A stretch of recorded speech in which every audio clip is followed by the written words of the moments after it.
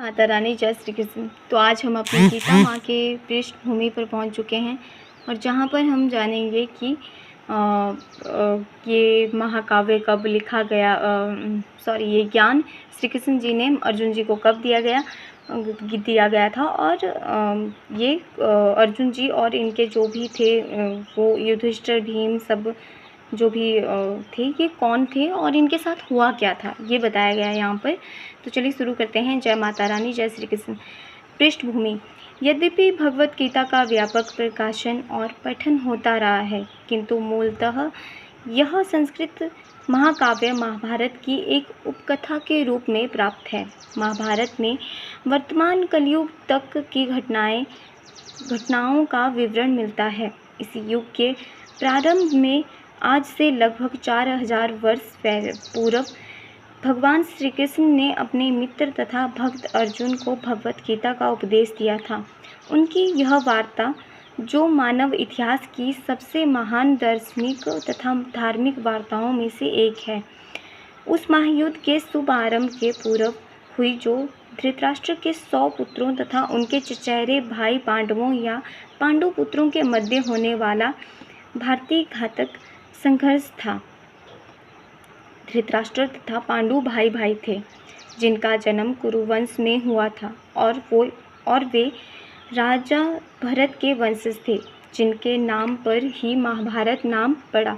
चूंकि बड़ा भाई धृतराष्ट्र जन्म से अंधा था, अतएव राज सिंहासन उससे न मिलकर उसके छोटे भाई पांडु को मिला। पांडु की मृत्यु अल्पायु में हो गई। अतएव उसके 5 पुत्र युधिष्ठिर, भीम, अर्जुन, नकुल तथा सहदेव धृतराष्ट्र के देखरेख में रख दिए गए, क्योंकि उसे कुछ काल के लिए राजा बना दिया गया था। इस तरह धृतराष्ट्र तथा पांडु के पुत्र एक ही राजमहल में बड़े हुए। दोनों ही को गुरु द्रोण द्वारा सैन्य कला का प्रशिक्षण दिया गया और पूज्य भीष्म पितामह उनके परामर्शदाता थे।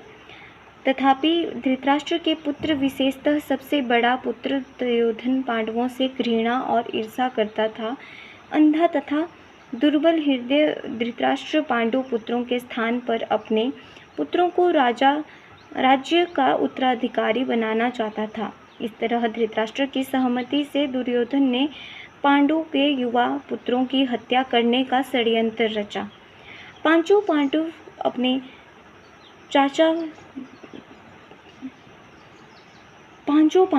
चाचा विदुर तथा अपने ममेरे भाई भगवान कृष्ण के संरक्षण में रहने के कारण अनेक प्राणघातक आक्रमणों के बाद भी अपने प्राणों को सुरक्षित रह पाए।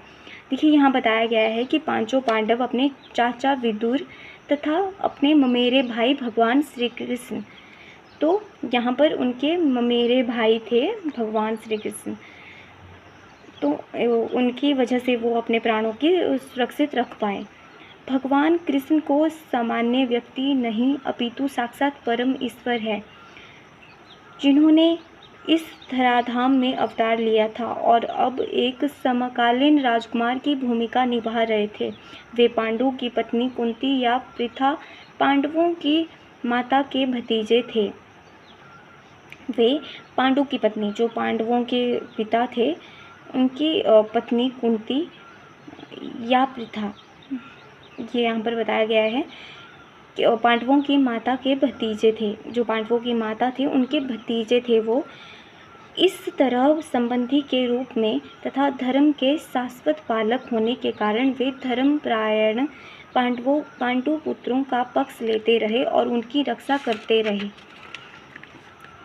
किंतु अंततः चतुर दुर्योधन ने पांडु को द्रुत क्रीड़ा के लिए ललकारा। उस निर्णायक स्पर्धा में दुर्योधन तथा उसके भाइयों ने पांडवों की सती पत्नी द्रौपदी पर अधिकार प्राप्त कर लिया और फिर उसे राज्य तथा राजकुमारों की सभा के मध्य निर्वस्त्र करने का प्रयास किया।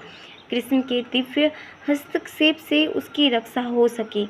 उस द्रुत क्रीड़ा में छल के प्रयोग के कारण पांडवों की हार हुई तथा उन्हें अपने राज्य से वंचित होना पड़ा और 13 वर्ष तक वनवास के लिए जाना पड़ा।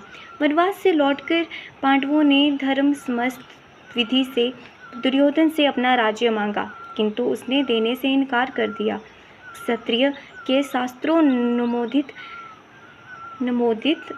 कर्तव्य को पूर्ण करने के लिए पांचों पांडवों ने अंत में अपना पूरा राज्य न मांगकर केवल 5 गांवों की मांग रखी, किंतु दुर्योधन सुई की नोक पर भी भूमि देने के लिए सहमत नहीं हुआ।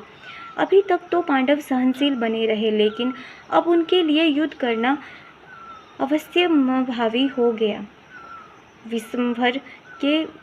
विषमभर के राजकुमारों में से कुछ धृतराष्ट्र के पुत्रों के पक्ष में थे तो कुछ पांडवों के पक्ष में।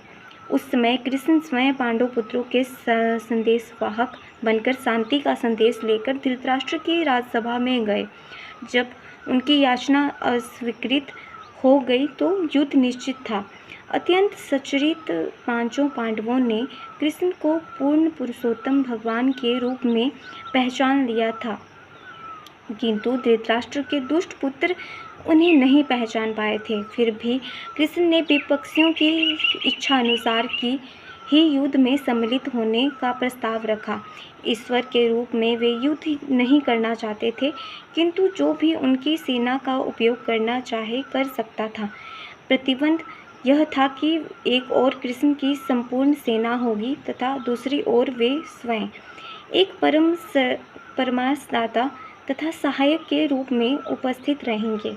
राजनीति में कुशल दुर्योधन ने आतुरता से कृष्ण की सेना झपट ली, जबकि पांडवों ने कृष्ण को उतनी ही आतुरता से ग्रहण किया। इस प्रकार कृष्ण अर्जुन के सारथी बने और उन्होंने उस सुप्रसिद्ध धनुर्धर का रथ हाँकना स्वीकार किया।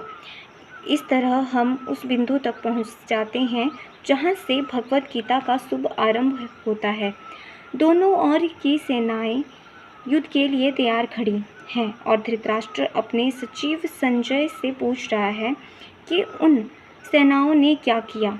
इस तरह सारी पृष्ठभूमि तैयार है। आवश्यकता है केवल इस अनुवाद तथा भाष्य के विषय में संक्षिप्त टिप्पणी की। तो यहाँ पर बताया है कि अध्याय की जो शुरुआत है, पहला अध्याय का जो नाम है, जहाँ पर धृतराष्ट्र अपने संजीव से पूछता है कि संजय से पूछता है कि उन सेनाओं ने क्या किया। और भगवत गीता के अंग्रेजी अनुवादकों में यह सामान्य प्रवृत्ति पाई जाती है कि वे अपनी विचारधारा तथा दर्शन को स्थान देने के लिए कृष्ण को ताक पर रख देते हैं।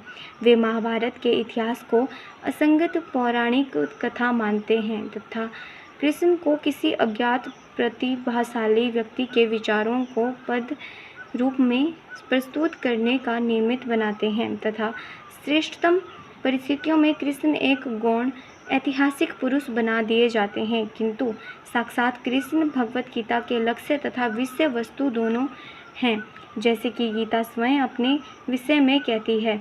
अतः यह अनुवाद तथा इसी के साथ दिए हुए भाष्य पाठक को कृष्ण की ओर निर्देशित करता है, उनसे दूर नहीं ले जाता। इस दृष्टि से भगवत गीता यथारूप अनुपम है।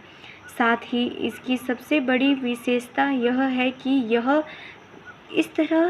यह पूर्णतया ग्रहण तथा संगत बन जाती है, चूँकि गीता की वक्ता एवं उसी के साथ चरम लक्ष्य भी स्वयं कृष्ण के अतएव यही एकमात्र ऐसा अनुवाद है जो महान शास्त्र को यथार्थ रूप में प्रस्तुत करता है। प्रकाशक, इन्होंने यहाँ पर ये इस वाले पेज पर प्रकाशक ने ये लिखा है जो मैंने अभी पढ़ा।